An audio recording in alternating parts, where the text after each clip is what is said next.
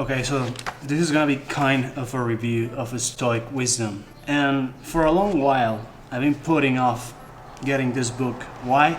I couldn't tell you until I got it. I got it as a gift. And I remember seeing it on the shelves and I would grab it, read it a little bit, and then I decided I didn't want it. And I guess I forget every time. So on my last birthday, I told someone, okay, you can get me this book. And I got it. And I started reading it. And let me tell you, I've been studying stoicism for a few years. And I find it extremely useful. I have a master's. I find it extremely useful. I have a master's in cognitive behavioral therapy. And it's based on stoicism, basically. So I'm a big fan. But I'm not stoic enough to get through this book. Why? Well, it starts soon enough. And one of the things that I hate the most about the pandemic lingering effect is people using the pandemic as an example. And well, she does that. And not only that, she compares Fauci to Epictetus and Gavin Newsom to Marcus Aurelius. So yeah, it was really hard to keep reading after that, but I tried for a while and I couldn't do it. Maybe after I get better at stoicism, maybe I will be able to do it. It's gonna be my final test. But for now, what I'm gonna recommend to you my top 3 or 4 favorite Stoic books, so you can start with that. So the first one I'm gonna tell you is the classic, is Epictetus, the Enchiridion, and the Manual.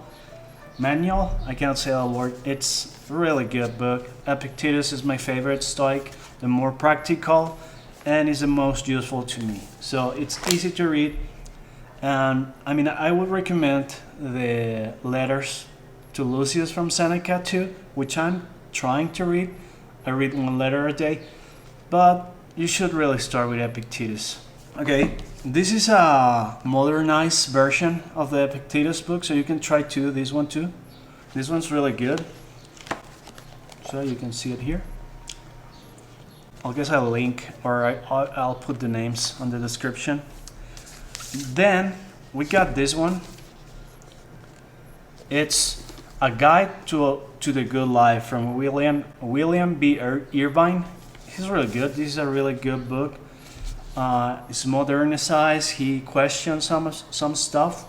The next one, I only have it on digital, and it's based on Marcus Aurelius. Of course, if you want to read the meditation, you can get a lot from that.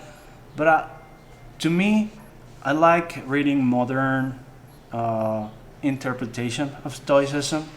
To me, it's more useful and more practical. And one of my favorites is, let me show you, this one, How to Think as a Roman Emperor. This is based on Marcus Aurelius.